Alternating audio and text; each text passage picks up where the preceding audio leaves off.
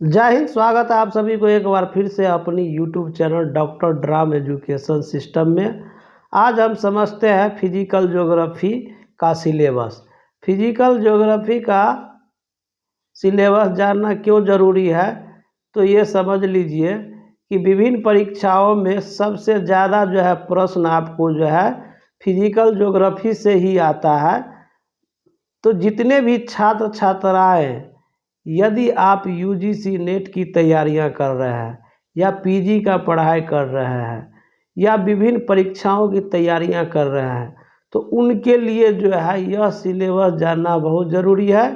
वैसे हम इस चैनल पर सिलेबस के आधार पर पीडीएफ के माध्यम से फिजिकल ज्योग्राफी का पूरे चैप्टर बाय चैप्टर पीडीएफ के माध्यम से बेसिक जानकारी देने का कोशिश करेंगे। यदि आप सभी चैनल पर नए हैं तो चैनल को लाइक और सब्सक्राइब जरूर कीजिए और बेल आइकन पर प्रेस कर लीजिए ताकि अगला वीडियो का नोटिफिकेशन सबसे पहले आपको मिलेगा।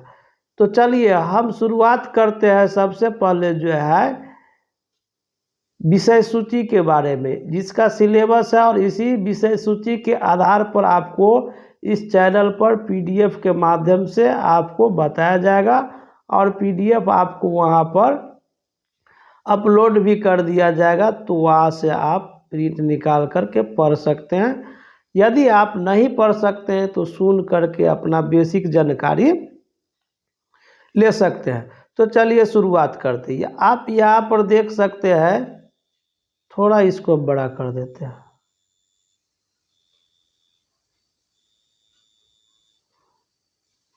अब देखिएगा कि चैप्टर 1 में जो है क्या है कि विषय सूची में भू आकृतिक विज्ञान। ठीक है, क्या है? भू आकृतिक विज्ञान।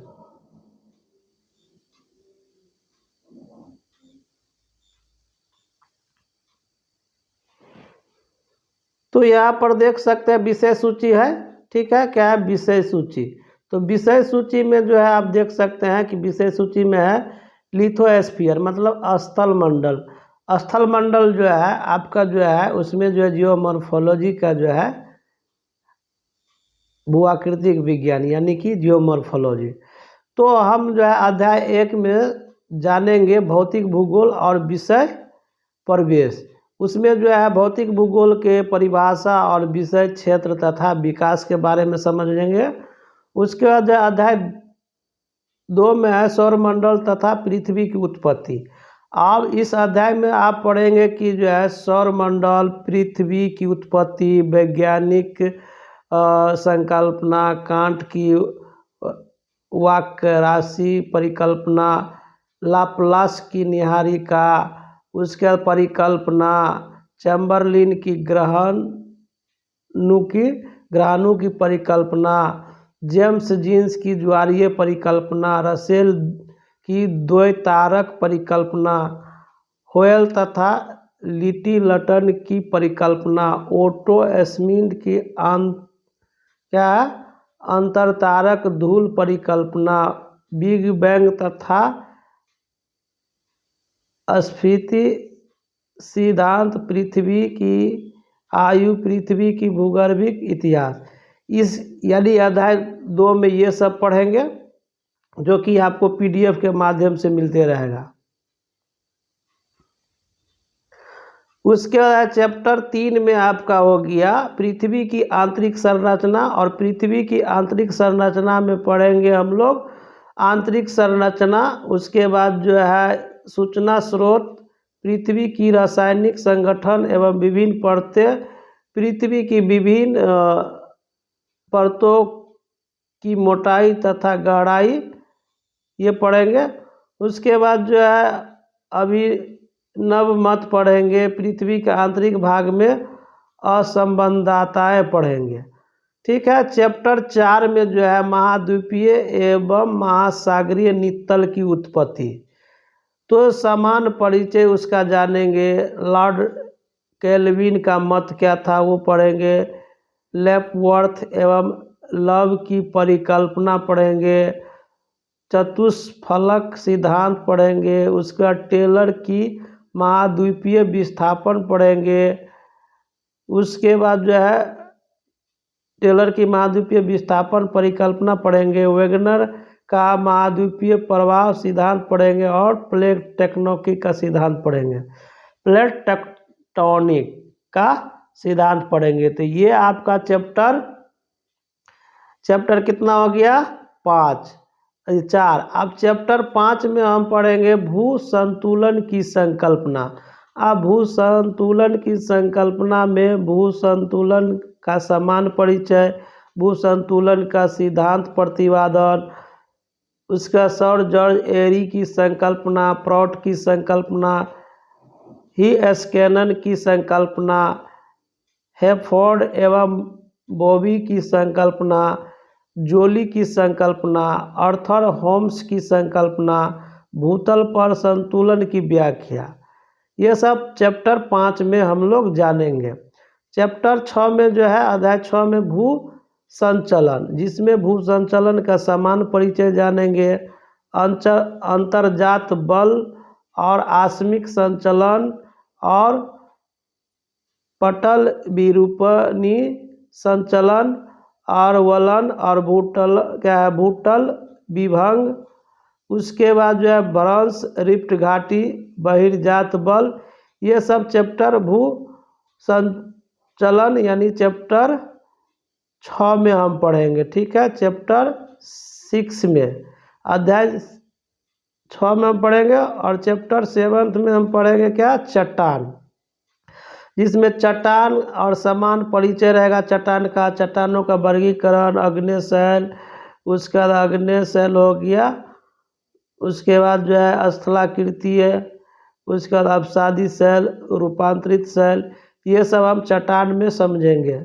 उसका चैप्टर 8 में है यानी अध्याय 8 में जो है मृदा का अर्थ क्या है, उसके बाद जो है महत्व क्या है, मृदा का संगठन, मृदा की संरचना, मृदा के पार्श्विक तथा मृदा सदस्तर, मिट्टियों की उत्पत्ति की परिकल्पना, मृदा निर्माण प्रक्रम, मृदा निर्माण के कारक, मिट्टियों का वर्गीकरण, मृदा वर्गीकरण का USDA तंत्र, वृहद मृदा वर्गीकरण योजना, मिट्टियों की श्रेणियों एवं उपश्रेणियों, ये जानेंगे चैप्टर 8 में। ठीक है, उसका चैप्टर 9 में जो है हम जानेंगे ज्वालामुखी एवं ज्वालामुखी क्रिया, जिसमें ज्वालामुखी क्रिया एवं ज्वालामुखी में अंतर क्या है वो समझेंगे। ज्वालामुखी से निःसृत पदार्थ, ज्वालामुखी के अंग, ज्वालामुखी के विश्व वितरण, ज्वालामुखी उद्गार के कारण, ज्वालामुखी एवं प्लेट टेक्टोनिक्स, ज्वालामुखी क्रिया द्वारा निर्मित स्थलाकृति, गेसर, धुआंड़े।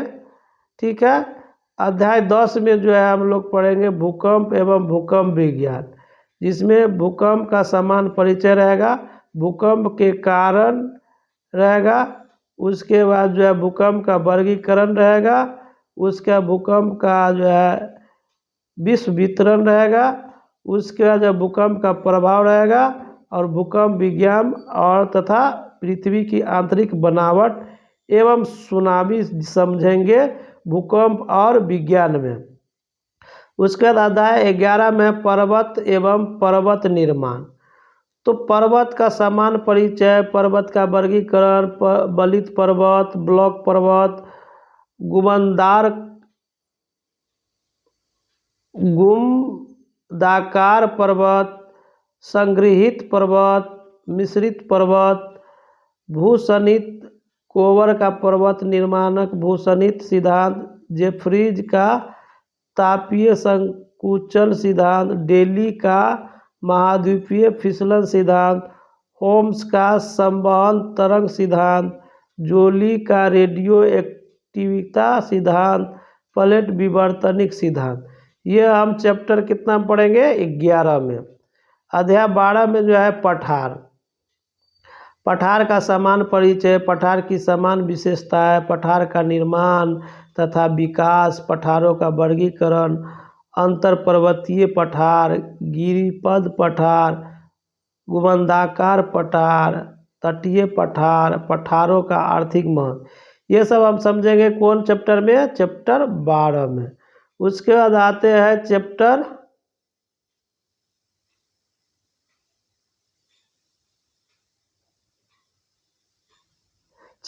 13 में क्या है, मैदान है।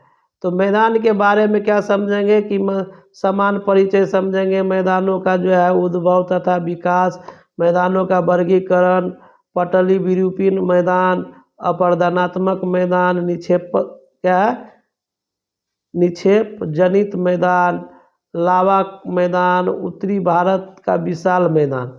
तो हम ये समझेंगे चैप्टर 13 में, यानी चैप्टर 13 में।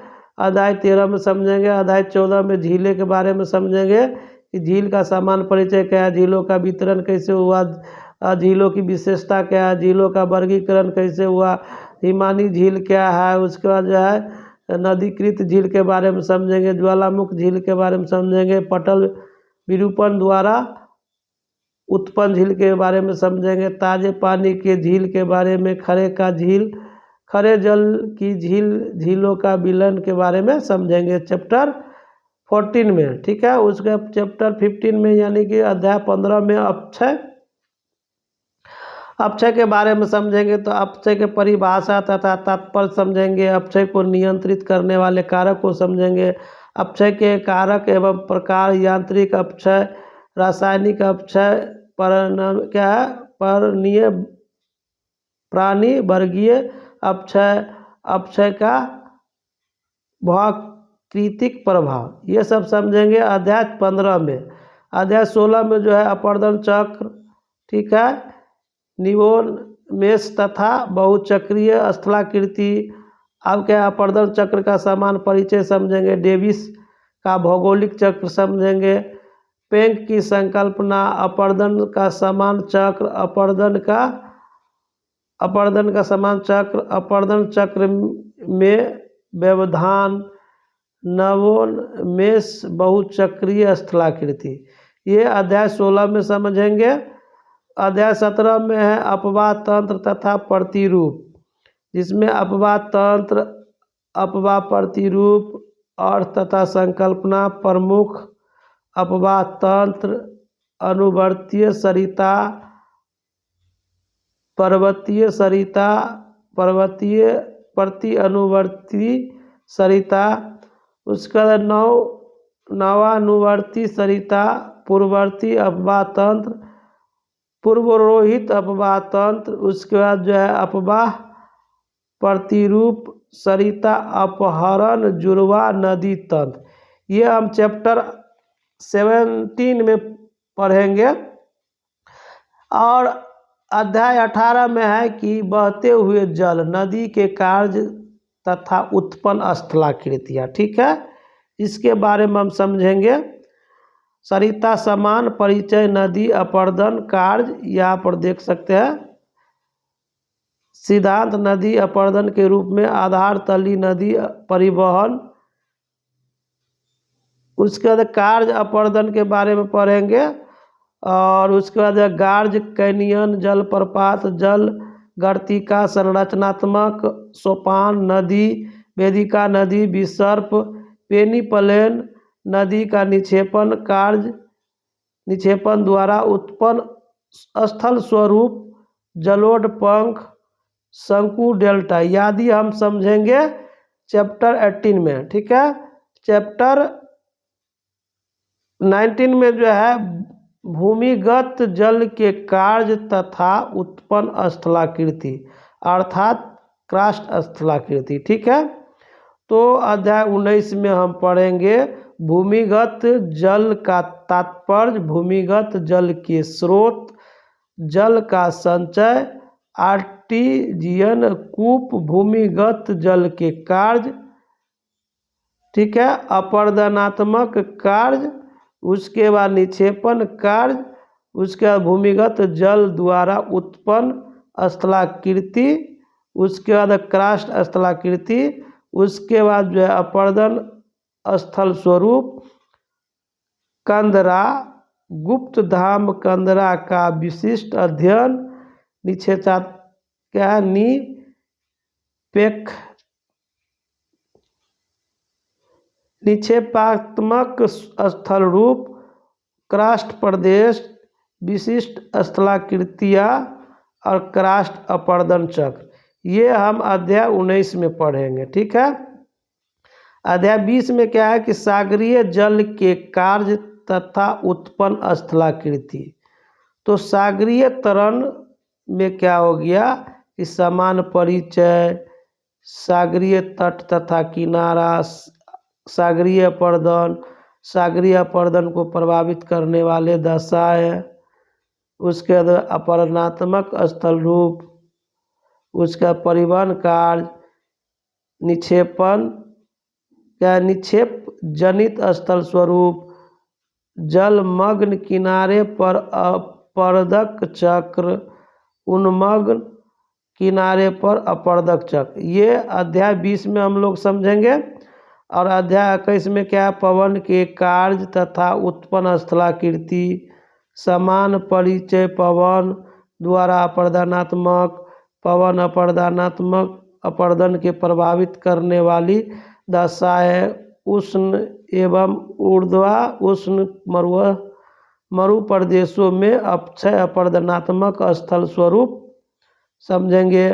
पवन द्वारा परिवहन कार्य समझेंगे, पवन द्वारा निक्षेपण कार्य समझेंगे, बालू का स्तूप लोयस शुष्क प्रदेशों में अपर्दन चक्र को समझेंगे, जल निर्मित मरुस्थलीय स्थल स्वरूप समझेंगे, उत्खात स्थलाकृति प्लेया बजाय पेडीमेंट, ये सब हम चैप्टर 21 में समझेंगे।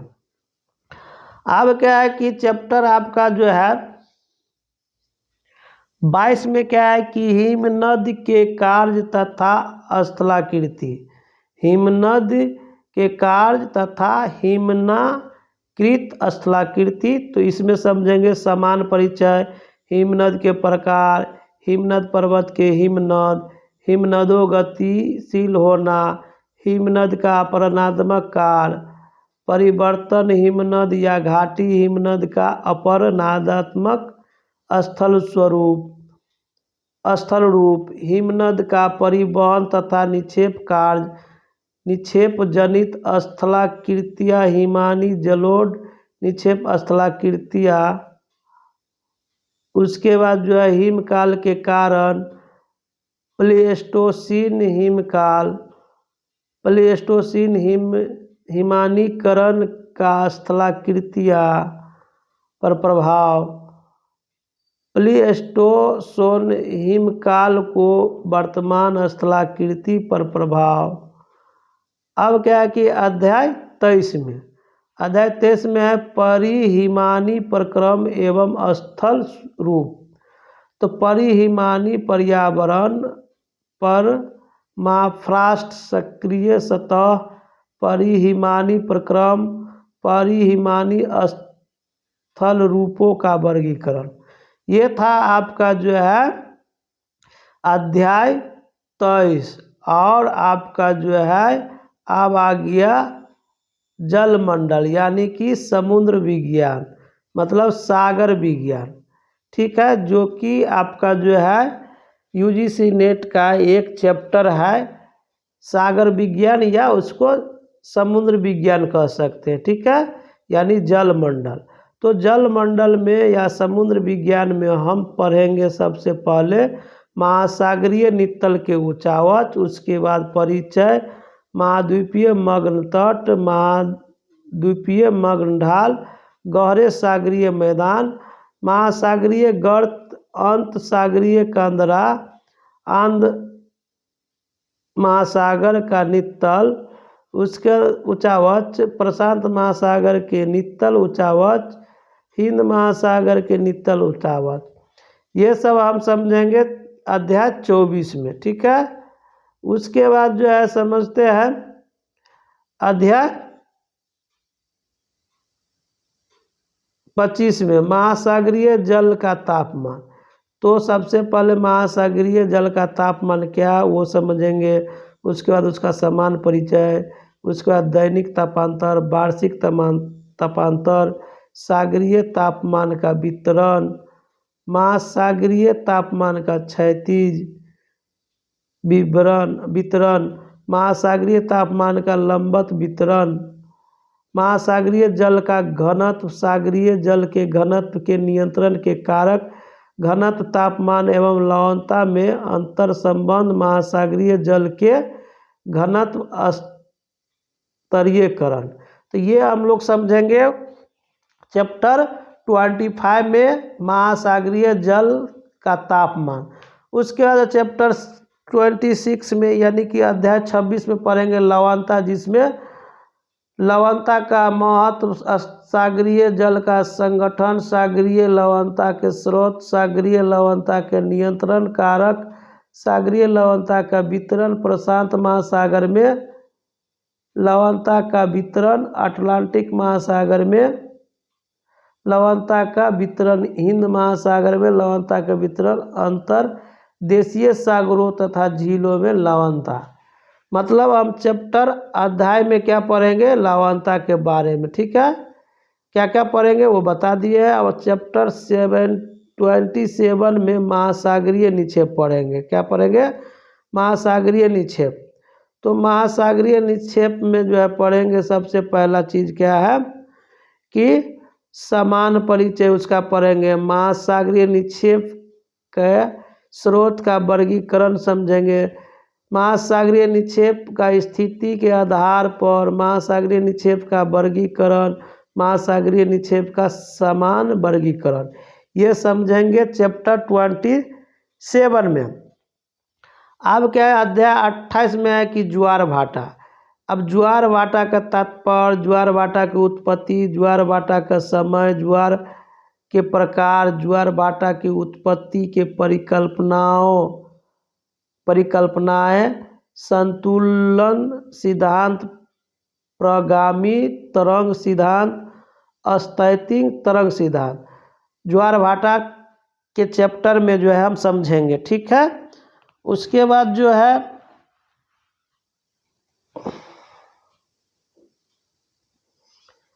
चैप्टर जो है 29 में समझेंगे महासागरीय धाराएं, जिसमें महासागरीय तरंग, तात्पर्य, संगठन, उसके सागरीय लहरों का जनक, सागरीय तरंगों के प्रकार, उसके बाद जो है सर्फ मंडल एवं ब्रेकर, महासागरीय धाराएं। मतलब इसी प्रकार से जो है क्या क्या चीज़ हमको पढ़ना है पूरे अध्याय में, आपको हम यहाँ पर स्क्रीनशॉट लेकर के इसको पढ़ सकते हैं। ठीक है, उसके बाद जो है अध्याय 30 में क्या पढ़ेंगे, प्रवाल एवं प्रवाल भित्तियाँ। क्या क्या पढ़ेंगे उसमें, तो प्रवाल एवं प्रवाल भित्तियाँ का परिचय जानेंगे, प्रवाल जंतु, प्रवाल के विकास के दशाएं, प्रवाल भित्ति के प्रकार, प्रवाल भित्तियों की उत्पत्ति, डार्विन का अवतरण सिद्धांत, मर्रे का स्थिर स्थल सिद्धांत, डेली का हिमानी नियंत्रण सिद्धांत, डेविस की संकल्पना, प्रवाल विरंजन। ये था आपका चैप्टर 30 में। अब 31 में है सागरीय संसाधन, जिसमें आपका जो है क्या पढ़ना है, सागरीय संसाधन की परिभाषा तथा महत्व तथा सागरीय मंडल, महासागरीय संसाधनों का वर्गीकरण, सागरीय जीवीय समाधान, खनिज संसाधन, सागरीय ऊर्जा संसाधन, विटामिन तथा औषधि संसाधन, सागरीय संसाधनों का संरक्षण। ये हम पढ़ेंगे आपको समुद्र विज्ञान में, यानी कि सागरीय संसाधन चैप्टर 31 तक था आपका जो है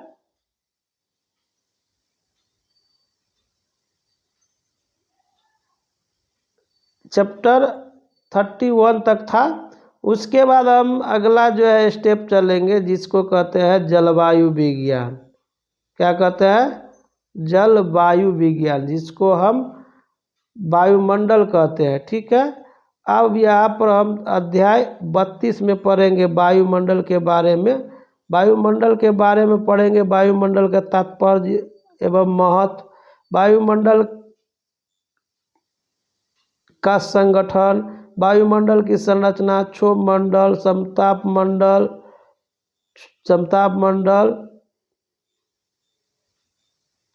क्षोभ मंडल, समताप मंडल, मध्य मंडल, समताप, रासायनिक विशेषताएं। ठीक है। इसके बाद जो है चैप्टर नंबर 33 सूर्य ताप। अब क्या है कि सूर्य ताप जो है सौर्यिक स्थिरांक के बारे में समझेंगे।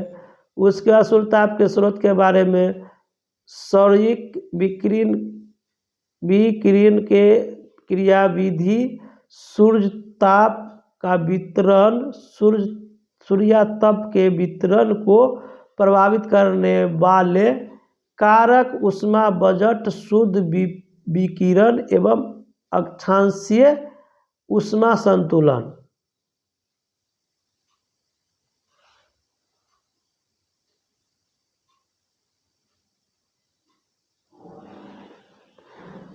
अब देखिए हम पीडीएफ पढ़ते हैं तो आप लोगों को ये नहीं होना चाहिए कि जो है जैसे लग रहा है कि इधर जो है सो रहे हैं, तो ऐसा नहीं है। पीडीएफ को जो है पढ़ने में लगे हैं, इसलिए जो है आँख मेरा जो है इस तरह के दिखता होगा। ठीक है। वैसे जो है तापमान जो है, अब चलते हैं अध्याय 33 में सूर्य ताप। सूर्य ताप के बारे में जो है पढ़ लेंगे। ठीक है। उसके बाद अध्याय 34 में तापमान के बारे में पढ़ेंगे। तापमान का परिचय, वायुमंडल गर्म ठंडा होना, तापमान का वितरण, तापमान के वितरण को प्रभावित करने के कारक, तापमान का लंबवत वितरण, और उसके बाद यही सब पढ़ना है। इसके बाद जो है उसके बाद अध्याय 35 में पढ़ना है वायु दाब तथा पवन संचार। वायुमंडलीय दाब, इसका अर्थ, इसका महत्व, सारा चीज़ आपको कौन वायु दाब तथा पवन संचार का जो है यानी कि इसमें जो है पढ़ लेंगे चैप्टर 35 में, यानी 35 में वायु दाब की पेटियों की स्थितियों में परिवर्तन, दाब प्रवणता तथा पवन संचार, पवन दिशा तथा तत्संबंधित नियम, केरल का नियम, बजाय वायलेट का नियम, हवाओं का वर्गीकरण, अस्थायी, सनातनिक या गहरीय हवाएं। ठीक है। उसके बाद क्या है कि अनवर्ती प्रदेश की हवाएं, डोलड्रम की पेटी तथा विषुवत रेखीय पछुआ हवा, व्यापारिक हवाएं। उसके बाद क्या है कि अश्व, अक्षांश तथा पछुआए हवाएं, ध्रुव हवाएं, हवाओं का पेटियों का खिसकाव, वायुमंडल का त्रिकोणीय देशांतरीय है। तो ये आप अध्याय 35 तक हो गया। उसके बाद चलते हैं अध्याय 36 में। अब इसमें भी देखिए कि संचार, मानसून हवाएं, ये सब पढ़ लेना है, ये सब पढ़ना है। उसके बाद जो है सभी चैप्टर बाय चैप्टर हम कोशिश करेंगे कि आप लोग वो पीडीएफ, बेसिक पीडीएफ बना करके आप लोगों को बीच लाने की कोशिश करेंगे। उसके बाद जो है आर्द्रता तथा वर्षा, जलवाष्प की वर्गीकरण, गुप्त ऊष्मा की आर्द्रता, निरपेक्ष आर्द्रता, सापेक्षिक आर्द्रता, संघनन तथा उसके रूप, वायु का ठंडा होना, एडियाबेटिक ताप परिवर्तन, कोहरा, बादल, जल वर्षा की उत्पत्ति, वर्षा के प्रकार तथा वितरण, वर्षण के सिद्धांत, जल वर्षा के प्रकार, धरातल पर जल वर्षा के वितरण, वर्षा की प्रवृत्ति, त्वरित झंझा है। अब देखिए कि आपका जो है वायु राशि में क्या पढ़ना है। वायु राशि का तात्पर्य, संकल्पना, वायु राशियों की विशेषता, वायु राशि की उत्पत्ति क्षेत्र, वायु राशियों को रूपांतर, ऊष्मा गति परिवर्तन, यांत्रिक परिवर्तन, वायु का वर्गीकरण, वायु राशियों का वर्गीकरण, उत्तरी अमेरिका की वायु राशियाँ, एशिया की वायु राशियाँ, यूरोप का वायु राशियाँ, ये सब हम वायु राशि चैप्टर 37 में पढ़ेंगे। उसके बाद जो है 38 में है वाताग्र उत्पत्ति तथा चक्रवात।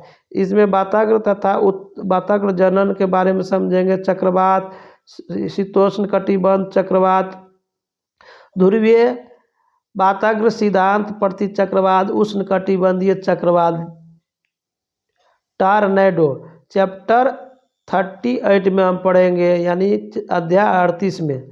अध्याय 39 में जलवायु का वर्गीकरण तथा जलवायु प्रदेश है। तो यहाँ पर क्या है कि इसमें पढ़ेंगे कि चैप्टर 39 में पढ़ेंगे जलवायु की वर्गीकरण के उपागम, कोपेन का जलवायु वर्गीकरण, थॉर्नसेट का वर्गीकरण, टीवार्थ का कंप्लेंट वर्गीकरण, विश्व के जलवायु प्रदेश, विषुवत रेखीय जलवायु प्रदेश, उष्णकटिबंधी मानसून जलवायु, सवाना तुल जलवायु, उष्णकटिबंधीय शुष्क रेगिस्तान जलवायु, उपोष्ण कटिबंध शुष्क ग्रीष्म जलवायु, ये सब हम पढ़ेंगे कहाँ पर? चैप्टर 39 में, अध्याय 39 में, ठीक है। उसके बाद हमारा आ जाता है जीव मंडल। तो जीव मंडल में क्या है कि जीव मंडल तथा उसके संगठन के बारे में पढ़ेंगे, उसका परिभाषा पढ़ेंगे, ये पढ़ेंगे, सारा जो है PDF के माध्यम से आप लोगों को हम बताने की कोशिश करेंगे। उसके बाद चैप्टर 41 में है, अध्याय 41 में पारिस्थितिक तंत्र एवं पारिस्थितिकीय, जिसमें पारिस्थितिक तंत्र की परिभाषा, जीव मंडल एक तंत्र, इस सब के बारे में पूरी जानकारी हम बताएंगे। जीव मंडल के पारिवारिक तंत्र क्या है, तो इस सभी पर जो है हम बेसिक जानकारी देने वाले हैं। यदि बेस आपका मजबूत हो जाएगा तो जहाँ से भी सवाल पूछेगा वो आप वहाँ पर बता सकते हैं, बना सकते हैं, ठीक है। उसके बाद क्या है कि जंतु जगत अवधारणाएं, लास्ट में क्या है जंतु जगत। अब जंतु जगत में जो है आपको जो है जंतु जगत अवधारणाएं, जंतुओं का उद्भव एवं विकास, जंतुओं का विष वितरण, जंतुओं का विसरण, प्रजातियों का कीलोप, स्थलीय जंतुओं का विश्लेषण, सागरीय जंतुओं का विश्लेषण। लास्ट में आता है आपका 45 नंबर में बायोम, जिसको हम लोग कहते हैं जीओम।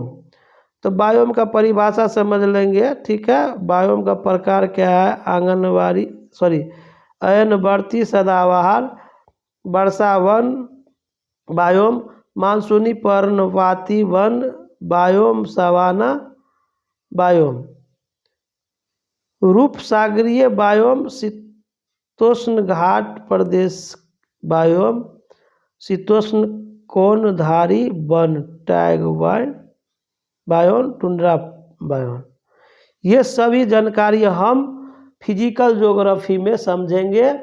और ये सिलेबस के आधार पर, और आपको ये सिलेबस के आधार पर आपको chapter by chapter, topic by topic आपको सभी चैप्टर में जो है आपको बताया जाएगा, ठीक है। जैसे परिभाषा हो गया, विषय क्षेत्र हो गया शुरुआत में, तो यहाँ से शुरुआत हुआ है चैप्टर 1 से भौतिक भूगोल और विषय प्रवेश। तो इसलिए आप सभी जो है इन सभी अध्याय में सभी टॉपिक पर वीडियो बनने वाला है और PDF के माध्यम से आप लोगों को जो है बताने की कोशिश करेंगे।